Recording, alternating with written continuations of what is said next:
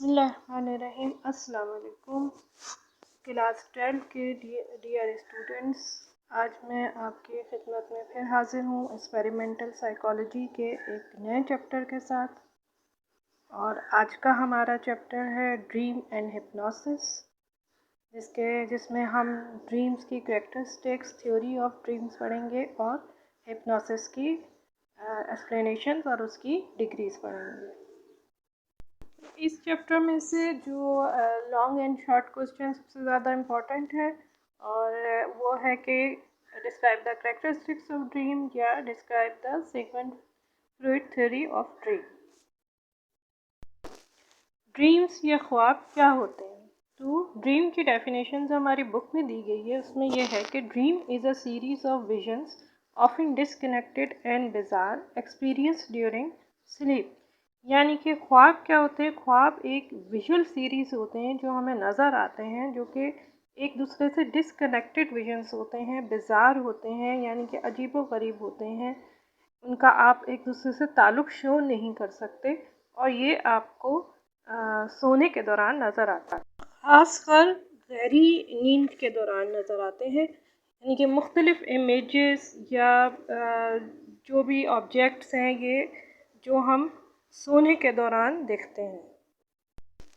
Dreams की दो explanations हैं, यानी कि दो तरह से इनको एक्सप्लेन किया जा सकता है, एक कॉग्निटिव और दूसरी कोनेटिव। कॉग्निटिव थ्योरी ये है कि ड्रीम्स जो हैं वो फॉल्स इंटरप्रिटेशंस होती हैं जो एक्सटर्नल और इंटरनल स्टिमुलाई की, जिससे स्ट्रेंज एक्सपीरियंसेस या इल्यूजन्स इंसान को नज़र आते हैं। यानी कि जो भी आपने बाहर से आपको जो स्टिमुलस मिल रहा है या जो चीज़ें आपने दिन भर में बाहर देखी हैं या आपके अंदर कोई तब्दीलियां हो रही हैं सोते हुए, कोई परेशानी है अंदरूनी तौर पे, वो सब एक फॉल्स इंटरप्रिटेशंस के तौर पे आपको नज़र आती है। दूसरी थ्योरी है कोनेटिव, जिसमें ये बताया जाता है कि ड्रीम्स हमारे अनकॉन्शियस माइंड की मैनिफेस्टेशंस है, यानी कि जो हमारे अनकॉन्शियस में चीज़ें होती हैं, जो हमारे दिमाग में ऐसी चीज़ें होती हैं जिसके बारे में हम कॉन्शियस नहीं होते, हम उसके बारे में जानते नहीं हैं बहुत ज़्यादा, उसकी मैनिफेस्टेशंस आती हैं। या ऐसी ख्वाहिशात जो दिमाग में किसी तरह स्टोर्ड होती हैं, तो वो सब अनकॉन्शियसली आपके ड्रीम्स में नज़र आती हैं। और इसीलिए साइकोलॉजिकली ये इम्पॉर्टेंट है कि इंसान के अंदर क्या ख्वाहिशात हैं, क्या डिज़ायर्स हैं, तो वो आपके ड्रीम्स से पता चल सकता है। अब हम आ जाते हैं जनरल करेक्टरिस्टिक्स ऑफ ड्रीम्स के ऊपर। तो ड्रीम्स की पहली करेक्टरिस्टिक्स या ख़ासियत क्या होती है? यही होती है कि जो हमें उसमें इवेंट्स या चीज़ें नज़र आ रही होती हैं वो आपस में बहुत डिसकनेक्टेड होती हैं, इर्रेलेवेंट होती हैं और वेग होती हैं। यानी कि सही तरह से आप उनको एक्सप्लेन नहीं कर सकते। एक ऑब्जेक्ट या एक इवेंट दूसरे इवेंट से डिसकनेक्टेड होता है और इस तरह से होता है कि वो रियल लाइफ में नहीं हो सकता। जैसे इंसान अब अभी देखेगा कि वो खाना खा रहा है, अपनी फैमिली के साथ बैठा हुआ है, फिर दूसरे इवेंट में जो है वो सड़क पे दौड़ रहा है, तीसरा उसको नज़र आता है कि वो चांद पे बैठा हुआ है। तो यानी कि इवेंट्स जो ड्रीम्स में होते हैं वो काफ़ी डिसकनेक्टेड होते हैं और यानी कि आप उनकी कोई एक्सप्लेनेशन नहीं दे सकते, बहुत ही वेग होते हैं। हालांकि यही सारा कुछ जो आपने देखा होता है, इनके उनका सोर्स जो होता है वो आपके वही रियल लाइफ के तजर्बे होते हैं जो आप रियल लाइफ में गुजर रहे होते हैं, लेकिन जब वो नज़र आते हैं तो वो नहायत ही बिज़ार तरीके से नज़र आते हैं। जैसे इंसान देखेगा कि वो जब वो कहीं से गुजर रहा है, अब उसको एक बहुत बड़ा स्नेक नज़र आ रहा है, लेकिन स्नेक ने उसको काटा नहीं, बल्कि स्नेक ने उससे हाथ मिला लिया और वो वापस चला गया, या ये वो उसको एक गिफ्ट देकर वापस चला गया। इस तरह से ड्रीम्स जो हैं वो जो चीज़ रियल लाइफ में नहीं हो सकती वो आपको नज़र आ रही होती है। दूसरा ख़ास करेक्टरिस्टिक क्या है कि रैपिडिटी, यानी कि बहुत ही तेज़ी से इवेंट्स हो रहे होते हैं। आप यूजुअली जिन चीज़ों को महीने लग जाएंगे, यानी कि साल लग जाएंगे, महीने लग जाएंगे, वो सेकंडों में ड्रीम्स में हो रहे होते हैं, बहुत तेज़ी से ड्रीम्स में हो रहे होते हैं। यानी कि जिस तरह आप देख रहे होते हैं कि आप वर्ल्ड टूर पे जा रहे हैं, जैसे आप घूम रहे हैं, तो आप एक ही लम्हे में मुख्तलिफ ममालिक घूम रहे होते हैं, ठीक है। इसी तरह से जो है वो कोई बच्चा देख रहा है कि उसने मैट्रिक कर लिया है, इंटर कर लिया है और ग्रेजुएशन भी कर लिया है और अब वो एक अच्छी जॉब कर रहा है, तो ये सब उसको एक ही दिन में, कुछ लम्हों में, कुछ मिनट्स में नज़र आ जाएगा, हालांकि इन सारी चीज़ों को सालों साल लगते हैं। अब तीसरी कैरेक्टरिस्टिक क्या है, क्या ख़ासियत है ड्रीम्स की, कि जो भी ड्रीम्स में इंसान को नज़र आ रहा होता है, वो ड्रीमर उसको एक्सेप्ट करता है जैसे कोई वो ट्रू एक्सपीरियंस देख रहा हो, ट्रू लाइफ एक्सपीरियंसेस उसके हो रहे हो, या ये कि बिल्कुल उसको लगता है कि जैसे ये सच हो। जब वो उठता है तो काफ़ी देर तक वो यही महसूस करता रहता है जैसे मैंने सच में ये सब कुछ हुआ था उसके साथ, हालांकि वो सच नहीं होता है। बहुत ही कम ऐसे लोग होते हैं जो ड्रीम्स में पहचान जाते हैं कि अच्छा हम ड्रीम देख रहे हैं, लेकिन ये बहुत ही रेयर चांसेस है। लेकिन ज़्यादातर लोग यही समझते हैं कि अच्छा ये इनके साथ एक ट्रू लाइफ एक्सपीरियंस हो रहा है, उठने के बाद भी उनको इसी तरह लगता है जैसे वो इसी सारी चीज़ों से गुजर कर आए हैं। तो ये तीन खासियतें होती हैं ड्रीम्स की। अब हम आ जाते हैं Sigmund Freud theory of dreams या फ्रॉइडियन थ्योरी ऑफ ड्रीम्स। तो सिगमंड फ्रॉइड ने एक बुक लिखी थी 1900 में, द इंटरप्रिटेशन ऑफ ड्रीम्स, जो कि मास्टरपीस है ड्रीम्स के बारे में। और उसने यहाँ पे बहुत ही इम्पोर्टेंट थ्योरीज बताई हैं नेचर ऑफ ड्रीम्स के बारे में या इंटरप्रिटेशन ऑफ ड्रीम्स के बारे में। और ड्रीम्स के जो कंटेंट्स होते हैं, यानी कि जो चीज़ें हमें ड्रीम्स में नज़र आती हैं अपने ख्वाबों में, वो एक सिंबॉलिक रिप्रेजेंटेशंस होती हैं हमारे जो भी अनफुलफिल्ड विशेस होती हैं। यानी कि हम उनको सिंबल्स के फॉर्म में देखते हैं, जो भी हमारी अनफुलफिल्ड विशेस होती हैं उनको। जैसे इंसान अच्छी जॉब ढूंढना चाहता है तो वो देखता है कि उसके ऊपर पैसों की बारिश हो रही है, यानी कि एक सिंबॉलिक रिप्रेजेंटेशन होती है ऐसी विशेष की जो इंसान ने अपनी अनकॉन्शियस में रख ली होती है, अपने अंदर छुपा ली होती है और उसको इतना ज़्यादा जाहिर नहीं करता है। ड्रीम्स इसी वजह से जो है वो डायनेमिक होते हैं, यानी कि तेज़ी से चलते हैं, चलते फिरते नज़र आते हैं। कोई स्टैटिक तरीके से ड्रीम्स नहीं नज़र आते कि एक तस्वीर नज़र आई, दूसरी तस्वीर नज़र आई, लेकिन वो एक वीडियो की तरह पूरी तरह से एक आपको विज़न देते हैं। और इसी वजह से चूँकि ये हमारी रिप्रेस्ड विशेस होती हैं या अनकॉन्शियस में पड़ी हुई विशेस होती हैं, ख्वाहिशात होती हैं, तो इन ड्रीम्स को डायग्नोस्टिक पर्पसेस के लिए क्लिनिकली यूज़ किया जा सकता है और इससे इंसान की परेशानियां या उसकी जो डिज़ायर्स हैं उसका पता चलाया जा सकता है, और अगर उसको कोई साइकोलॉजिकल प्रॉब्लम है तो उसको ट्रीट किया जा सकता है। इस तरह कहा जा सकता है कि जितने भी हमारे ड्रीम्स हैं वो एक कोई मीन्स होते हैं, यानी कि सेटिस्फाई करने के लिए आवर अनफुलफिल्ड विशेस को। यानी कि वो ज़रिया है जिससे इंसान अपनी ना पूरी होने वाली ख्वाहिशात को किसी तरह से भी सेटिस्फाई कर सके। इसीलिए ड्रीम्स को विश फुलफिलमेंट भी कहते हैं।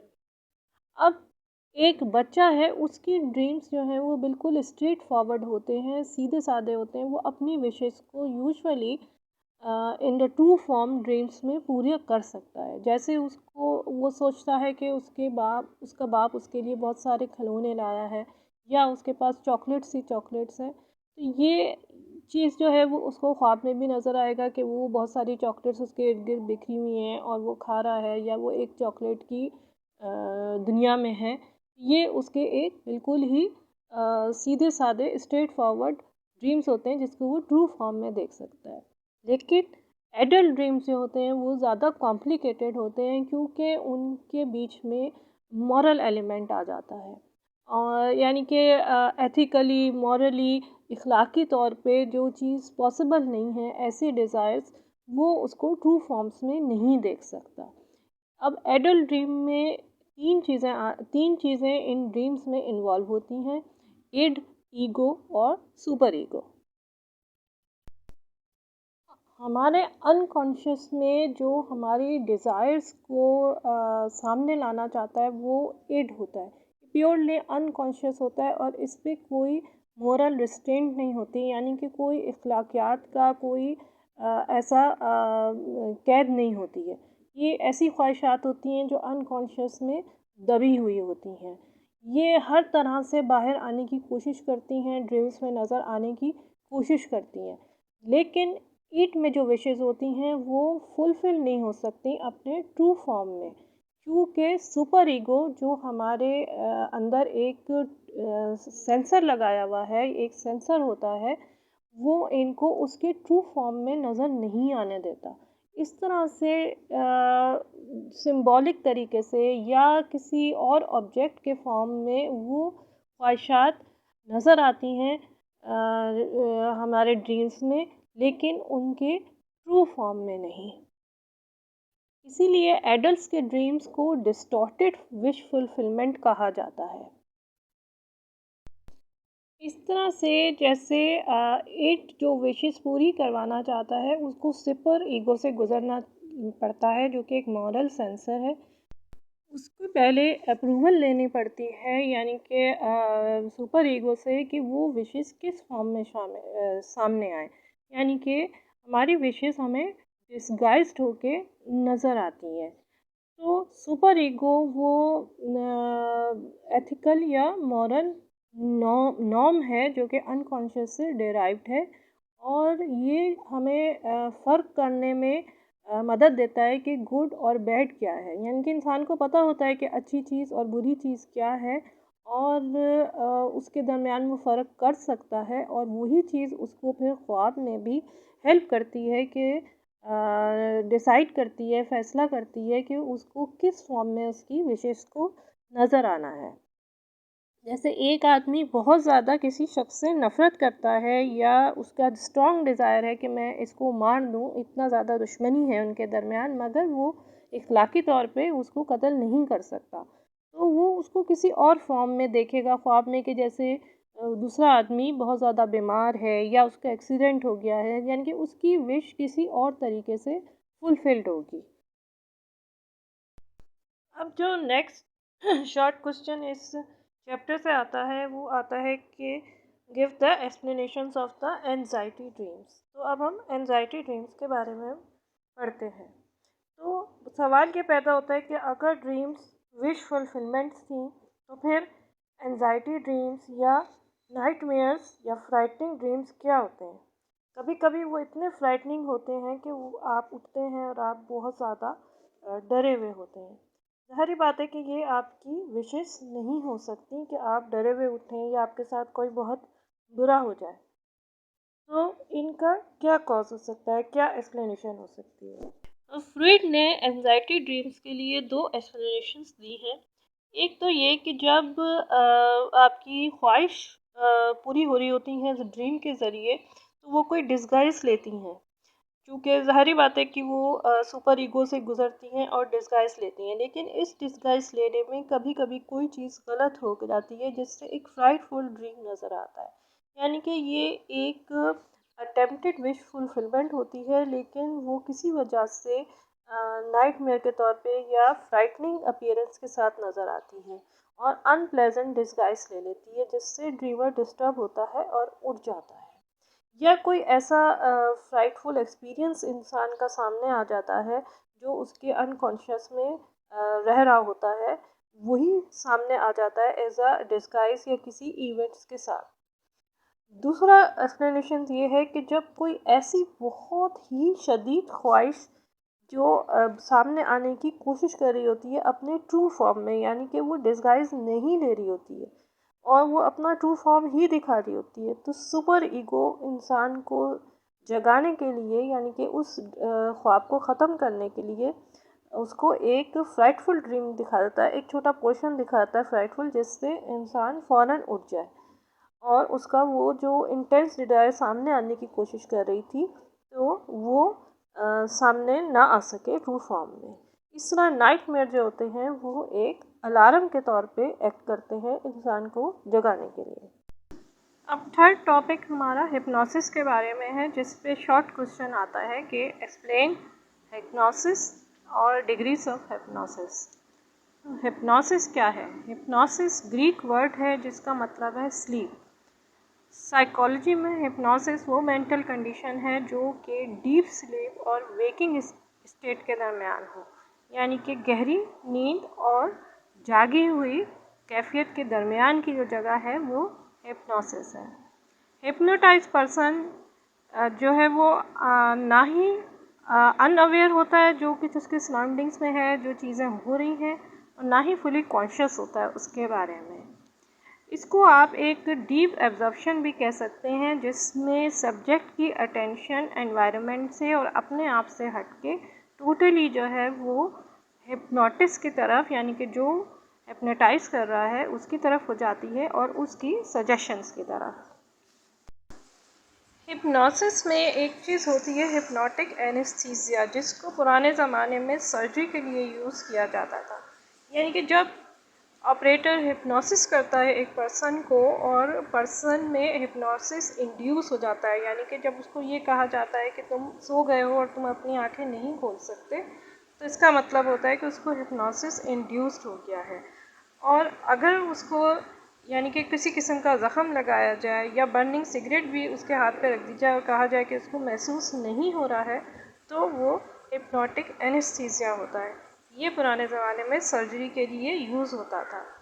इसी तरह से हिप्नोटिक हेलुसिनेशंस होती हैं, जो कि आप जो चीज़ नहीं मौजूद है वो आप पर्सन को परसीव करने को कह सकते हैं। जैसे अगर एक बर्निंग सिगरेट उसके आर्म पे नहीं लगाई गई है, बल्कि सिर्फ उसको बोला गया है कि तुम्हें ये बर्निंग सिगरेट लगाई गई है, क्या तुम्हें बर्न महसूस हो रहा है, तो वो बर्न महसूस करता है। तो ये हिप्नोटिक हेलुसिनेशंस होती हैं। इसमें नेगेटिव या पॉजिटिव हर किस्म की हेलुसिनेशंस प्रोड्यूस की जा सकती हैं। लेकिन हिप्नोसिस का भी एक लिमिट होती है। आप एक लिमिट तक हिप्नोसिस कर सकते हो, जब तक एक इंसान कुछ हद तक अवेयर होता है और वो कुछ ऑर्डर्स नहीं मानता। तो इसकी भी एक लिमिट होती है हिप्नोटिक बिहेवियर की। कहा जाता है कि हिप्नोटिज्म मेस्मर ने स्टार्ट किया था और उसकी जो थ्योरी थी एनिमल मैग्नेटिज्म की, उसमें एक्सप्लेन किया गया था कि हिप्नोसिस क्या है। उसका ख्याल था कि एक मैग्नेटिक एनर्जी होती है एक लिविंग बॉडी में, जैसे ह्यूमन बॉडी में। अगर ये एनर्जी कम हो जाए तो मेंटल इलनेस हो जाती है, और जिसमें ये एनर्जी ज़्यादा हो वो कम एनर्जी वाले को ये एनर्जी शिफ्ट कर सकता है और उसकी मेंटल इलनेस को ट्रीट कर सकता है। मेस्मर का ख्याल था कि उसके पास ये एनर्जी ज़्यादा है, तो पॉजिटिव एनर्जी ज़्यादा है, और इतनी ज़्यादा है कि वो दूसरों को क्योर कर सकता है। और उसने इस तरह से क्योर करने की कोशिश भी की, लेकिन बहुत से लोगों ने उसके साथ आर्ग्यूमेंट की और उसको कबूल नहीं किया। और उसके बाद फिर जेम्स ब्रायर्ट था, जो एक मैनचेस्टर फिजिशियन था, उसने एक न्यू एक्सप्लेनेशन दी इसके बारे में। उसने कहा कि कोई ऐसी एनर्जी नहीं होती जो कि फिजिशियन से पेशेंट को दी जाती है, लेकिन एक ख़ास किस्म की स्लीप होती है जो कि एक फिजिशियन इंड्यूस कर सकता है दूसरे ह्यूमन बीइंग में। और इस स्लीप की वजह जो है उससे वो कोई भी काम करवा सकता है, या कोई भी चीज़ रियलाइज़ करने को या कोई भी इवेंट रियलाइज़ करने को कह सकता है, या पर्सन को कोई चीज़ ना फील हो तो उसके बारे में भी ड्यूरिंग दिस स्लीप आप पेशेंट को या सब्जेक्ट को बता सकते हैं। जेम्स ब्रायर्ट के बाद चारकोट, जो कि पेरिस में स्कूल के हेड थे, उन्होंने कहा कि ये हिप्नोसिस सिर्फ उन्हीं लोगों में इंड्यूस किया जा सकता है जो हिस्टेरिकल पेशेंट्स हो। लेकिन उसके बाद नैन्सी स्कूल के जो हेड थे लेबॉल्ट, उन्होंने कहा कि कोई भी हिप्नोटाइज हो सकता है जिसके अंदर टेंडेंसी हो हिप्नोटाइज होने की। उसी चीज़ को लेकर चलते हुए बाद में पीरी जेनेट और सिगमंड फ्रॉइड ने इसी को आगे बढ़ाया, इसी कॉन्सेप्ट को, और फिर फ्रॉइड ने मेथड ऑफ हिप्नोसिस एडॉप्ट किया और अपने साइको एनालिटिक स्कूल को आगे बढ़ाया। बाद में उसने फ्री एसोसिएशन का तरीका निकाला और हिप्नोसिस का तरीका डिसरिगार्ड किया ताकि क्योर करने के लिए लोगों की साइकोलॉजिकल इलनेसेस को। इसी तरह पोस्ट हिप्नोटिक फिनोमेनास होते हैं, यानी कि हिप्नोसिस के बाद होने वाले फिनोमेना क्या होते हैं। एक पेशेंट अगर हिप्नोसिस के दौरान एक सब्जेक्ट को एक फिजिशियन कोई सजेशन देता है, यानी कि उसको कहता है कि जब उसका हिप्नोसिस ख़त्म हो जाएगा उसके बाद उसको फ़लाँ दिन जाके फ़लाँ काम करना है, और फिर हिप्नोसिस को बाहर ले आते हैं, तो वो सब्जेक्ट के दिमाग में रह जाता है और वो उसको बाद में पूरा करता है। इसको कहते हैं पोस्ट हिप्नोटिक सजेशन। इसी तरह पोस्ट हिप्नोटिक एमनीजिया होता है। ये इसमें क्या है कि ड्यूरिंग हिप्नोसिस सब्जेक्ट को कहा जाता है कि हिप्नोसिस के दौरान जो कुछ भी हुआ और जो कुछ भी बताया गया या जो कुछ भी सुना गया वो सब वो भूल जाएगा जब वो हिप्नोसिस से बाहर आ जाएगा। तो ये होता है post hypnotic amnesia. 3 degrees of hypnosis होती हैं, यानी कि लाइट हिप्नोसिस, डीप हिप्नोसिस और सोमनाबिलिज्म। लाइट हिप्नोसिस क्या है? लाइट हिप्नोसिस में सब्जेक्ट हिप्नोटाइज तो हो जाता है, लेकिन वो बहुत ही हल्के में हिप्नोटाइज होता है, डीप ट्रांस में नहीं होता। सब्जेक्ट पैसिव होता है और ड्रॉजी होता है और ऑपरेटर की सजेशन को बहुत डिफ़िकल्ट फाइंड करता है कि वो उसको अपोज कर सके, लेकिन मुकम्मल तौर पे उस ऑपरेटर की बात नहीं मानता। डीप हिप्नोसिस में क्या होता है? डीप हिप्नोसिस में सब्जेक्ट एक डीप ट्रांस में चला जाता है और कंप्लीट पैसिविटी शो करता है। इसमें